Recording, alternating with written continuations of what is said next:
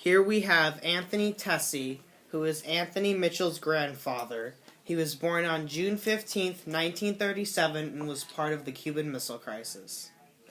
He was enrolled in the Massachusetts National Guard in 1957 and was in the National Guard at the time of the crisis. He was about to be deployed if we had not reached an agreement. So, how old were you at the time of the Cuban Missile Crisis? I was 26 years old.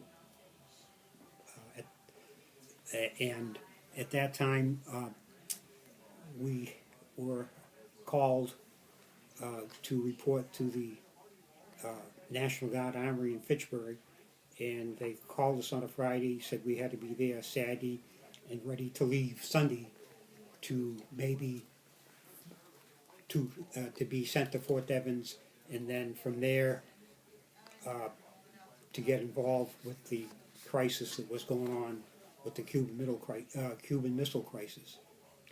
And at that time, when they called us up, the Russians were sending the final parts to the missiles to Cuba on their ships.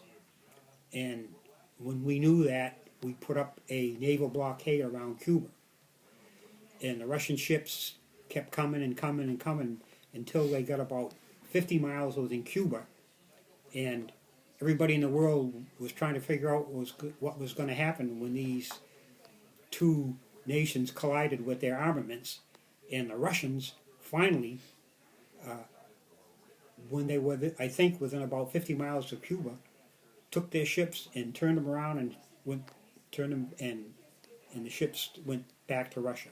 So that ended the Cuban Missile Crisis as it got to the point where it looks like something bad was going to happen in the world, and we were going to have a missile fight between Russia and the United States, and a lot of people would be involved and killed and so forth. So at that time, while the United States was watching these ships coming to the United States,